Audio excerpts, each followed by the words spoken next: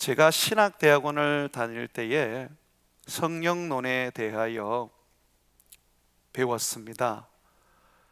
성령님은 우리의 구원을 이루시는 하나님이다, 그렇게 가르치면서 오늘날에는 성령의 능력과 은사는 중단되었다, 그렇게 가르쳤습니다.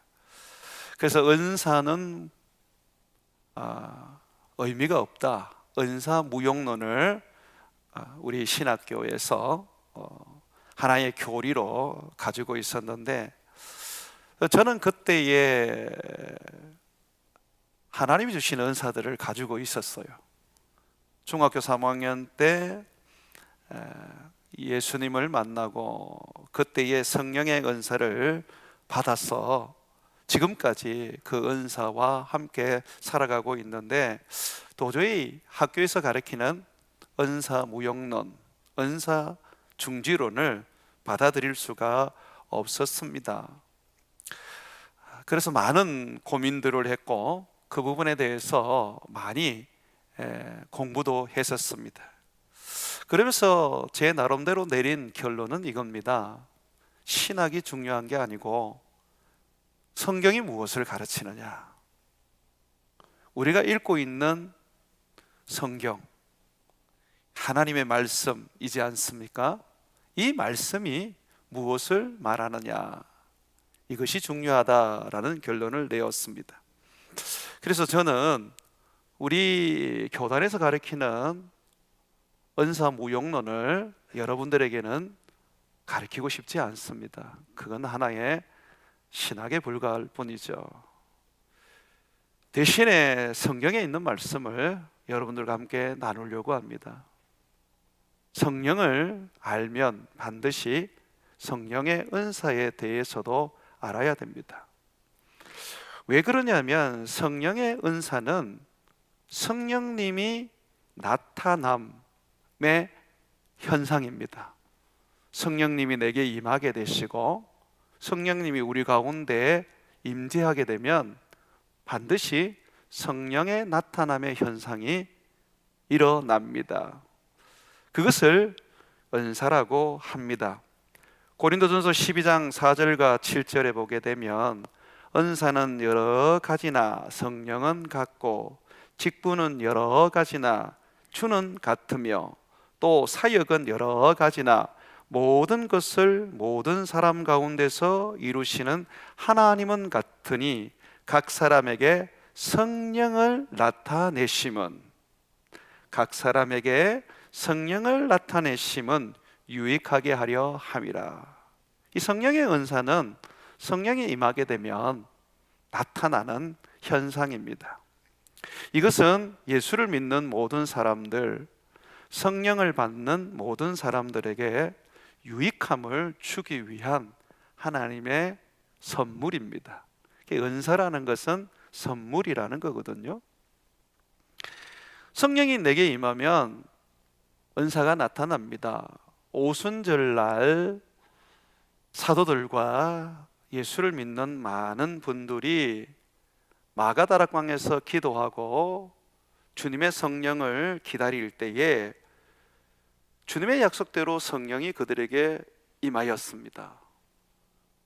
불이 혀같이 갈라지는 것이 보였고 그리고 소리도 들렸습니다. 성령이 사람들에게 임하자 사람들은 외국어로 예언을 하기 시작했습니다. 성령이 부어지면 가장 흔하게 나타나는 은사는 예언입니다. 그런데 오순절날 예수님의 제자들과 예수님을 따르는 성도들이 받았던 예언은 한 번도 보지 못했던 외국어로 된 예언이었습니다. 구약 성경에 보게 되면 모세 시대의 70장로들이 성령을 받을 때 예언이 임하지요. 그는 그들이 사용하는 언어 히브리어로 예언이 임했습니다. 모든 구약의 성령을 받은 사람들은 그들의 언어로 예언을 했습니다. 그런데 예수님께서 약속하신 성령이 임하게 되었을 때는 달랐습니다. 한 번도 가보지 못했고 들어보지 못했던 나라의 언어들로 예언하기 시작했습니다. 지금으로 말한다면 미국 말로, 러시아 말로, 또 유럽의 어떤 나라의 말로 예언을 하기 시작했다는 것이죠. 왜 그렇게 다른 나라 말로 예언을 하게 되었습니까? 성령님은 이제 모든 사람들에게 구원을 주시기로 하신 하나님의 때가 왔다는 것을 알려주신 겁니다. 그래서 성령은 선교의 영이십니다. 외국어로 예언을 하셨기 때문에 외국어로 하나님의 그 뜻과 하나님의 하나님 되심과 우리에게 들려주실 생명의 말씀을 전했기 때문에 이제는 이스라엘 사람들만 구원을 얻는 것이 아니라 세상의 모든 사람들이 구원을 얻을 수 있도록 선교의 문을 여신 것이죠. 그래서 우리는 주의 성령이 임하는 곳마다 예언을 하게 되고 방언을 하게 되고 방언의 통역이 생기게 되며 병 고치는 일들도 일어나고 능력이 나타나기도 하며 영을 분별하는 일들이 생겨나는 것입니다. 자, 이 은사들이 생겨나면서 또 부어지면서 많은 사람들이 예수님을 믿고 또 하나님이 살아계심을 인정하게 되었습니다마는 한편으로는 은사에만 집착을 하다 보니까 이 은사가 신비롭잖아요. 그러다 보니까 너무 거기에 집착하고 거기에 마음을 두면서 신앙에 큰 위기와 교회의 분열이 일어나게 되었습니다.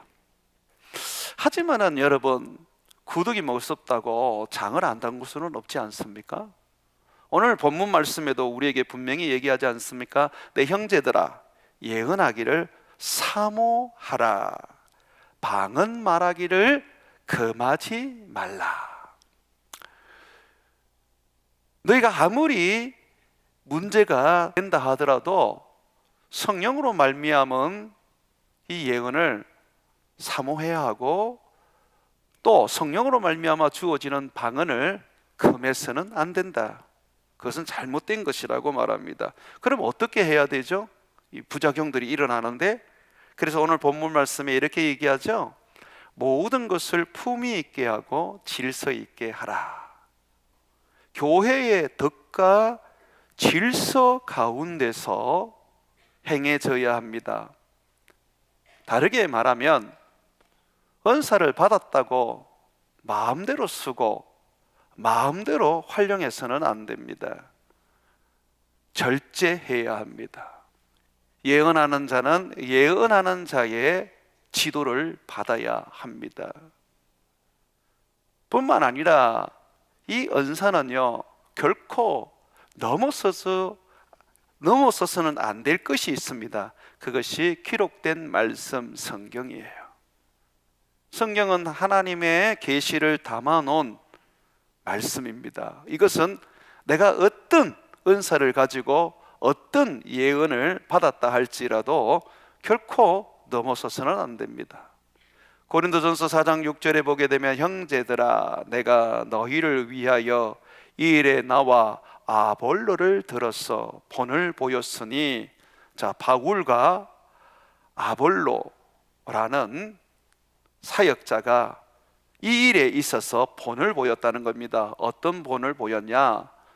바울은 굉장한 능력을 가지고 있었지요. 방언도 더 많이 말하고 예언의 능도 탁월했고 지혜의 말씀의 은사와 지식의 말씀의 은사를 가지고 있었죠. 그런데 뭐라 그래요?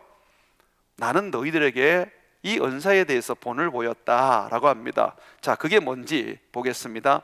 이는 너희로 하여금 기록된 말씀 밖으로 넘어가지 말라 한 것을 우리에게서 배워 서로 대적하여 교만한 마음을 가지지 말게 하려 함이라고 말합니다. 성경의 말씀이 딱 주어지면 예언이든 방언이든 병건치는 은사들이든 그냥 그 아래에서 절제하고 복종하고 질서 있게 따라와야 돼요. 한국교회가 은사주의 때문에 문제가 많이 생긴 그 근본적인 이유는 신비로운 이 은사, 이 능력이 성령을 받을 때 주어지다 보니까 이것이 최고인 줄 알고, 자기가 가진 은사가 최고인 줄 알고 말씀을 무시하고 함부로 여겼기 때문입니다. 다시 말씀드립니다. 성경을 넘어서서는 안 됩니다. 은사는 온전하지 않습니다. 부분적입니다. 고린도전서 13장 8절과 10절에 보게 되면 사랑은 언제까지나 떨어지지 아니하되 예언도 패하고 방언도 거치고 지식도 패하리라. 우리는 부분적으로 알고 부분적으로 예언하니 온전한 것이 올 때는 부분적으로 하던 것이 패하리라고 말하고 있습니다. 여러분들이 이 은사라는 게 성령을 받게 되면, 성령의 충만함이 부어지게 되면 내게 나타나는 하나님의 임재의 현상이구나, 주님이 나타나실 때에 영적인 은사를 주시는구나. 그러나 이것은 성경을 넘었으면 안 되고, 또한 이 은사는 부분적이구나, 온전하지 않구나. 하나님이 말씀하시는 절대적 능력은 기도인 것이지 이 은사는 아니구나 라고 받아들여야 돼요. 이 병 고치는 은사를 가진 많은 분들을 보면 마치 본인들이 병 고치는 그 은사가 만능인 줄 알아요. 어떤 사람은 고치고 어떤 사람은 못 고치는데, 못 고치는 사람은 믿음이 없다고 책망하면서 그냥 멀리 밀어내요. 그거 잘못된 거예요. 하나님이 병 고치는 은사를 주셔도 안 고쳐주시는 거죠. 은사는 만능이 아닙니다. 기억하셔야 돼요. 자, 이 방언의 은사를 내가 받는다 할지라도 이 방언은 덕스럽게 해야 하고 질서 있게 해야 합니다. 자, 그러다 보니까 이 방언을 내가 한다. 근데 이 방언은 통역을 하는 사람이 없으면 이 방언은 유익이 되지 않습니다. 그러면 교회에서 이 방언의 은사를 만약에 사용한다, 또는 다른 사람들에게 방언의 은사를 사용한다 할 때 반드시 있어야 되는 것은 통역하는 자가 있어야 돼요. 이것이 질서이고 품위 있게 하는 겁니다. 자, 반면에 예언은 그렇지 않아요.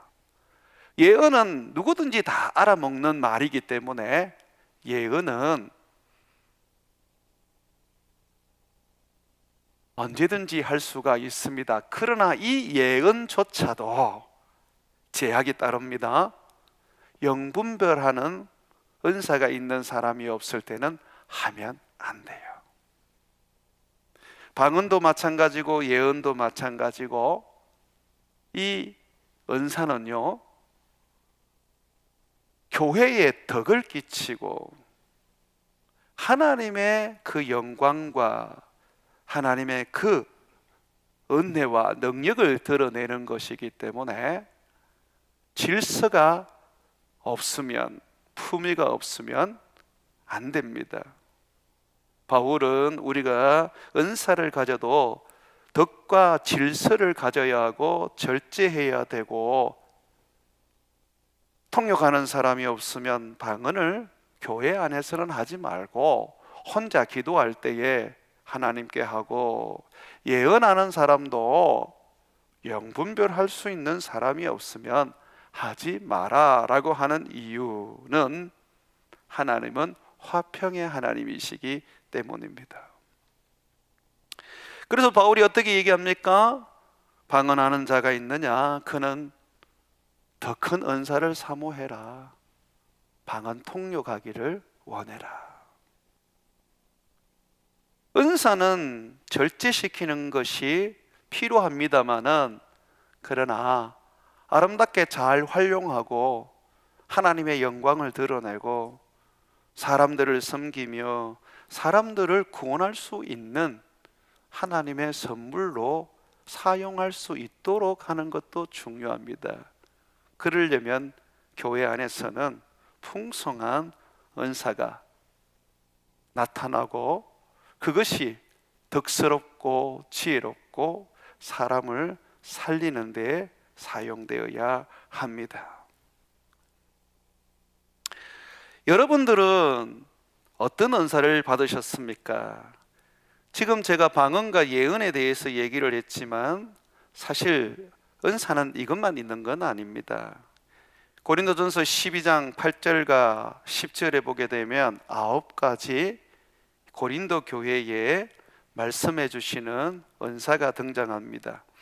어떤 사람에게는 성령으로 말미암아 지혜의 말씀을, 여기서 지혜의 말씀이라는 것은 여러분들이 반드시 기억해야 될 것은 지혜가 아니고 지혜의 말씀이라는 거예요. 그러니까 지혜의 말씀이라는 건 뭐냐면 하나님의 계시의 말씀을 말하는 겁니다. 그것이 다 성경에 담겼죠. 예수님의 제자들도 지혜의 말씀을 받아서 성경에 담아서 신약 성경 27권을 우리에게 전해 주었죠.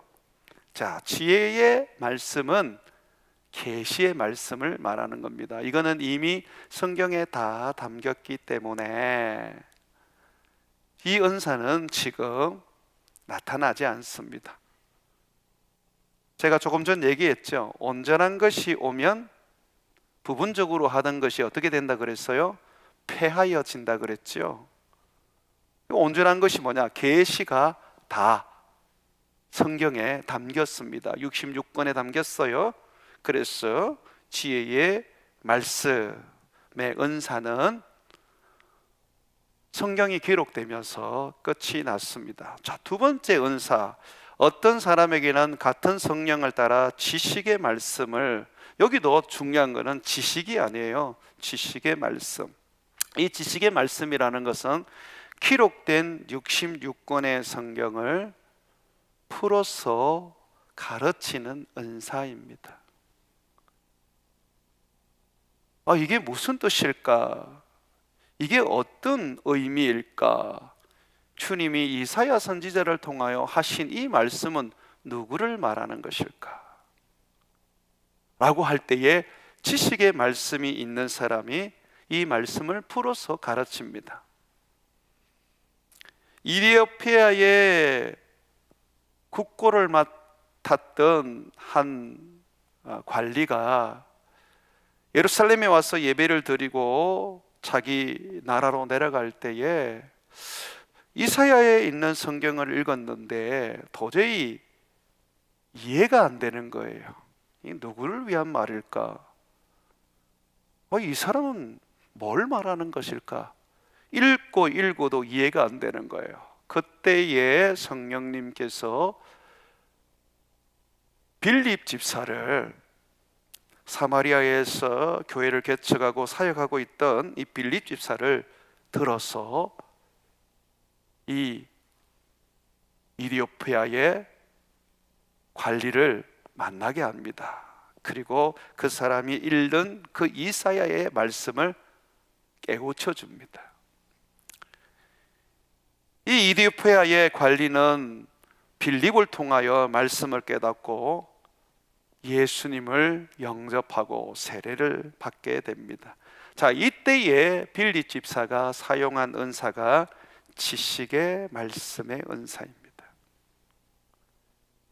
성경을 성경대로 풀어서 해석할 수 있는 은사입니다. 이 은사를 무시해 버리면 이단이 됩니다.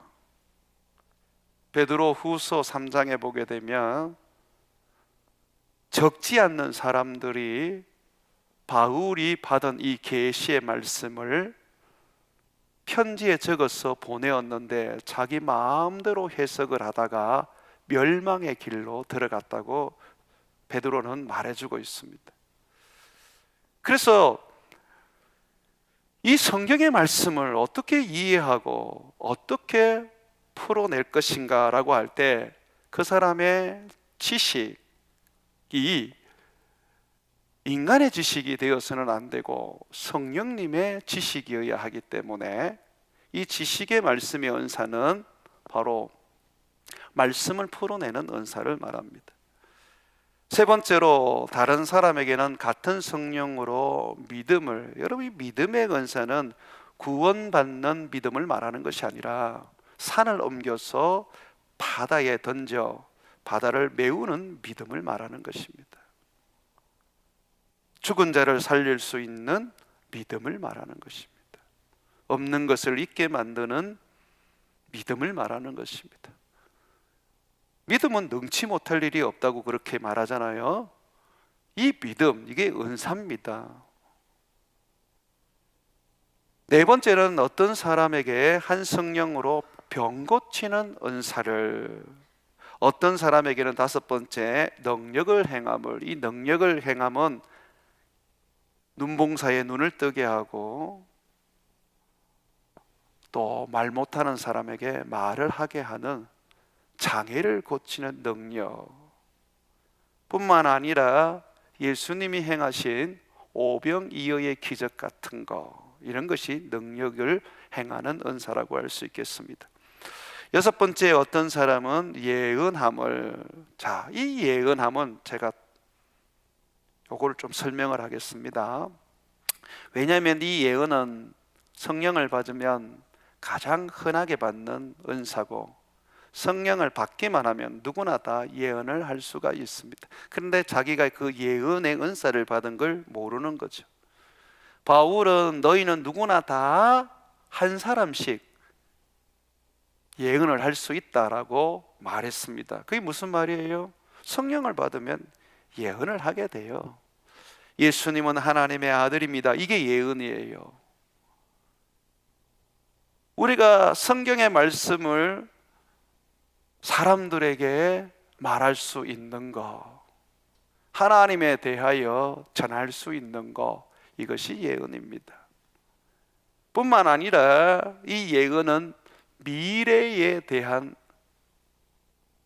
이야기도 하게 됩니다. 이 미래에 대한 이야기는 모든 사람이 다 할 수 있는 건 아닙니다. 예언은 한마디씩 누구나 다 할 수는 있지만은, 그러나 예언의 폭과 깊이는 달라집니다. 그래서 이 예언이라는 건 굉장히 뭐라 그럴까요? 스펙트라가 넓어요. 자, 예를 들어서 베드로가 사마리아 교회 가서 성령을 받도록 기도했는데 거기에 마술사였던 시몬이 사람들이 성령을 받는 걸 보고 깜짝 놀랐어요. 그래서 베드로에게 나도 누구든지 안수를 하면 성령을 받을 수 있도록 해주십시오. 얼마면 하면 이 은사를 받을 수 있습니까? 라고 했었습니다. 베드로가 엄하게 꾸짖으면서 네가 하나님의 선물을 돈 주고 살 거라고 생각하냐? 라고 하시면서 뭐라 그러면 내가 보니 너는 악하다. 너는 마음에 악함이 가득하다 라고 하면서 회개하라고 가르쳤지요. 이렇게 누군가를 보면서 그 사람의 숨어있는 모습과 재와 또는 그 사람의 성향을 알 수 있는 부분은 투시라는 말로 간혹 사람들이 얘기하는데 투시는 성경에 있는 은사가 아닙니다. 그게 예언입니다. 예언은 스펙트라가 좀 넓다는 것이죠. 자, 그러다 보니까 이 예언의 은사는 전도할 때 굉장히 유익합니다. 성도들이 힘들고 어려울 때에 그 성도들을 일으켜 세워주는 데에 유익합니다. 죄를 짓고 잘못된 길을 가는데도 잘못된 길인 줄 모르고 있을 때에 이 예언의 은사는 그 사람에게 회개의 기회를 주는 것이죠. 그래서 바울은 우리에게 이런 이야기를 합니다. 고린도전서 14장 1절에 뭐라 그럽니까? 예언하기를 사모해라. 예언하기를 사모해라. 예언이 이런 은사와 능력이 있기 때문이죠. 또 일곱 번째, 어떤 사람에게는 영들 분별함을, 이 영이 사탄인지 이 영이 성령인지 분별할 수 있는 은사를 말합니다. 또 어떤 사람에게는 각종 방언, 다양한 언어의 방언을 말하고, 그리고 그 방언을 아홉 번째, 통역하는 은사가 있다라고 말하고 있습니다. 그래서 우리는 성령을 받을 때 이런 고린도 교회에 가르친 이런 은사들이 부어지는데, 이것만이 은사가 아니에요. 이게 고린도 교회에서 좀 신령한 은사라면 로마 교회에는 신령하지 아니하고 누구나 다 쉽게 받아들일 수 있는 일반적 은사가 있습니다. 로마서 12장 6절과 8절에 보게 되면 우리에게 주신 은혜대로 받은 은사가 각각 다르니 혹 예언이면 믿음의 분수대로, 혹 섬기는 일이면 섬기는 일로. 섬기는 것이 은사예요. 혹 가르치는 자면 가르치는 일로. 이 가르치는 게 은사입니다. 위로하는 자면 위로하는 일로. 이 위로가 은사예요. 구제하는 자는 성실함으로. 이 구제가 또 은사입니다. 다스리는 자는 부지런함으로. 다스리는 것도 은사고요. 긍휼을 베푸는 자는 즐거움으로. 이 긍휼도 은사인 거죠. 고린도 교회는 좀 신령해요. 예언, 방언, 병곤침 이런 이야기를 하는데, 그런데 로마 교회는 아닙니다. 섬기는 은사, 가르치는 은사, 위로하는 은사, 구제하는 은사, 다스리는 은사. 그러면 우리가 쉽게 생각할 때, 이거 뭐 섬기고 구제하고 다스리는 이 은사, 로마 교회에 가르친 거는 이거는 큰 문제가 없겠다, 우리가 이쪽을 추구하자라고 한다면 그게 유익될 것 같지만 꼭 그렇지는 않습니다. 왜냐하면 은사라는 것은 내가 원한다고 해서 가지는 게 아닙니다. 성령님께서 나타나실 때 그의 뜻대로 각 사람에게 주시는 거죠. 다만 내가 좀 더 성도들을 섬기고 하나님의 일을 위하여 더 헌신하기 위해서 주님 앞에 더 큰 은사를 구하는 것을 허용하셨을 뿐입니다. 그래서 제일 좋은 거는요, 그냥 은사대로 하시면 좋을 것 같아요. 방언하시는 분은 기도로서 주님을 섬기고, 구제하시는 분은 부지런하게 자기의 물질을 가지고 섬기고, 예언하는 자는 가르치고 권면하고 전도하는 일에 그 은사를 사용하고, 또 가르치는 자는 교회에서 부지런하게 성경을 가르치면서 사람을 세우는 일을 하면 좋을 것 같아요. 주어진 대로 가지는 겁니다. 이 은사에 대한 이야기를 하니까 왠지 별나라 이야기 같죠. 왜 별나라 이야기 같을까요? 여러분들이 성령의 충만함을 못 받아서 그러세요. 예전에는 내가 방언도 했고, 예전에 내가 이런 은사도 있었는데 지금은 없어요 라고 하시는 분 있죠? 회개하셔야 합니다. 왜냐하면 은사는 여러분들에게 더 풍성해져서 하나님과 더 깊어져야 하고, 내 힘이 아니라 성령의 힘으로 교회를 섬기고 주의 일을 섬길 수 있는 삶을 살아야 하는데, 옛날에는 열심히 기도하고 헌신했지만 지금은 안 한다는 겁니다. 생각해 보세요, 여러분. 기도 안 하는데 그 방언 기도, 여러분 기도 안 하는데 그 방언의 은사가 뭐에 쓸모가 있습니까? 사람들을 위로하지 않는데 그 위로의 은사를 받아서 뭔 의미가 있겠습니까? 성경의 말씀을 가르치지 않는데 가르치는데 탁월하면 뭐 합니까?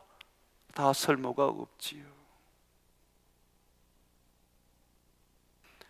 옛날에 우리 부모들이나 우리의 믿음의 선배들은 은사를 사모했고 그 은사를 받으면 열심히 전도하고 열심히 가르치고 열심히 교회에서 봉사했습니다. 그러나 지금은 다 대접받으려고 그러고 교회에서 그냥 편안하게 예배나 드리고 집으로 다 돌아가려고 그러는데 하나님이 은사를 주실 이유가 있겠습니까?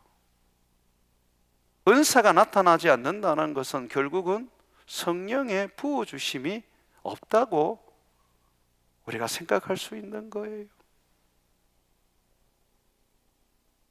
주님께서 우리가 다 성령으로 충만하기를 원하셨습니다. 그래서 내가 하늘나라로 가는 것이 너희에게 유익이다라고 하셨어요. 내가 가야지 아버지께서 내 이름으로 성령을 보내실 것이고 성령 그가 오시면 내 이름으로 모든 것을 가르치고 너희에게 말한 나의 모든 말씀을 생각나게 하며 평안을 줄 것이다. 뿐만 아니라 그가 너희에게 내 영광을 드러내어 능력과 이적과 은사를 행하게 할 것이다 라고 하셨어요.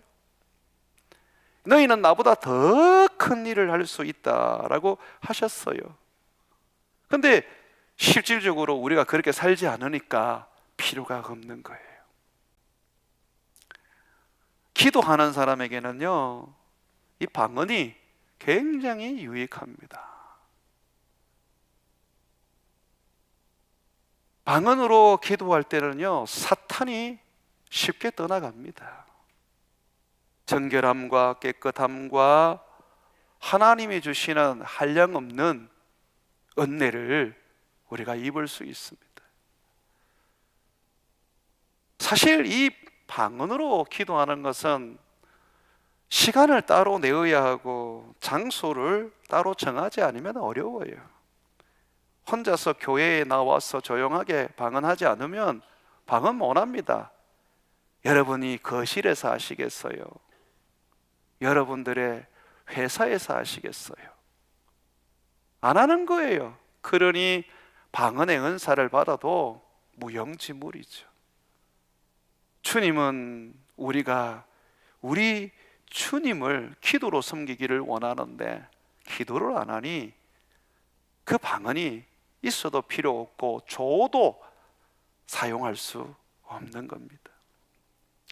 사랑하는 여러분, 왜 이렇게 성령은 우리에게 임하실 때에 그 나타남의 현상으로 은사를 주십니까? 우리로 하여금 일하라는 겁니다. 우리로 하여금 섬기라는 것입니다. 어찌 목사만 섬기겠고 장로만 섬기며 권사만 섬기겠습니까? 주어진 은사대로 주어진 기름 부음대로 주님을 섬겨야 되지 않겠습니까? 여러분들이 받은 이 은사를 그냥 가만히 땅에 묻어두고 주님 나라 갈 때에 그거 그냥 끄집어내어서 들고 간다면 한 달란트 받은 자와 똑같이 책망받지 않겠습니까? 성령의 은사를 무시하고 성령의 은사를 묻어두는데 어찌 성령이 여러분에게 원한다고 날마다 부어치겠습니까? 성령을 왜 원하세요? 성령이 우리에게 부으시는 것은 우리가 하나님의 자녀인 것을 증언할 뿐만 아니라 성령의 힘으로 봉사하고 성령의 힘으로 가르치고 성령의 힘으로 섬기고 성령의 힘으로 살아가게 하는 것이죠. 자꾸 안 하려 그러고 자꾸 도망 다니고 자꾸 자기 혼자 조용하게 신앙생활 하려는 사람에게 성령이 부어질 이유가 뭐 있습니까? 전도도 안 하고 기도도 안 하는데 도대체 성령을 왜 받으시려고 그러세요? 좀 더 나아가서 한번 생각해 보십시오. 여러분들이 그냥 구원을 받고 천국 가는 것으로 하나님이 만족하셨다면 여러분을 여기에 남겨둘 이유가 없지 않습니까? 예수를 믿는 즉시 여러분을 데리고 가셔야 맞지 않습니까? 근데 왜 남겨두셨어요? 왜 장로로 세우고, 왜 목사로 세우고, 왜 선교사로 세우고, 왜 권사로 세우셨습니까? 뭐 때문에 그렇게 하셨습니까? 여러분들을 이 땅에 두시는 이유는 주님의 일을 하기 위한 거 아닙니까? 예수님이 이 땅에 오셨을 때에 뭐라 그랬습니까? 나는 내 일을 하러 온 것이 아니라 아버지 일을 하러 왔다 그랬어요. 그러면 우리도 이 땅에 남아 있는 것은 아버지의 일을 하기 위한 거죠. 사랑하는 여러분, 직장을 달아도 주를 섬기듯이 일하십시오.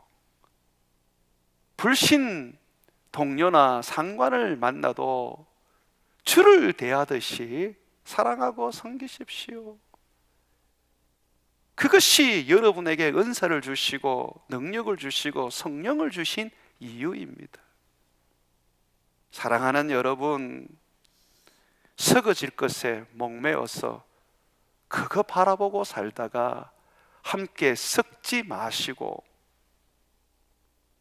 우리 주님 앞에 섰을 때에 착하고 충성된 종이라 칭찬받는 인생을 사십시오.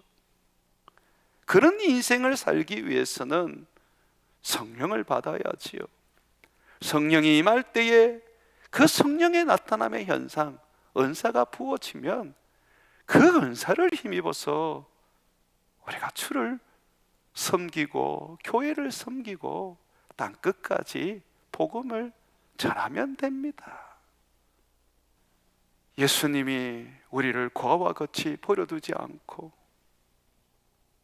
함께 우리와 더불어 사시려고 아버지의 일을 하며 저 천국에 영광스럽게 들어가게 하려고 성령을 주시고 성령으로 은사를 줬는데 참으로 우리는 그 모든 것이 필요 없는 사람이 되어버렸으니 얼마나 안타까운 일이겠습니까? 아무리 기도해도 성령을 받지 못하고 허곤날 성령을 소멸하기만 하는 이유는 주를 위하여 일하지 않기 때문입니다. 사랑하는 여러분, 여러분 안에 있는 성령께서 여러분을 움직이기를 원합니다.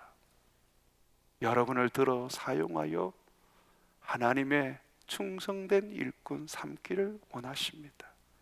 그러므로 여러분들이 성령 하나님과 함께 동행하고 그분을 힘입어 그가 주시는 은사로 사역하며 성령으로 말미암아 세상을 섬기는 인생 되시기를 주의 이름으로 축원을 드립니다.